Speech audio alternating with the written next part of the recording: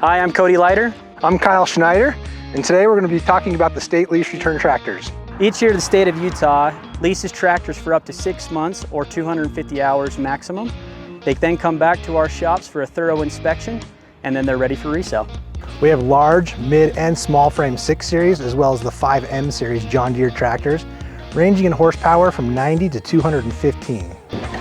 The complete powertrain with each tractor is verified through the inspection process. Yeah, these come with the high lift capacity 3-point hitch and 3 selective control valves. All tractors are loader ready with loader frames, single point hydraulics, and 3-function loader ready. Tractors are equipped either in the single or dual wheel package. Some of the other features will include TLS front axle suspension, IVT transmission, or auto quad transmission.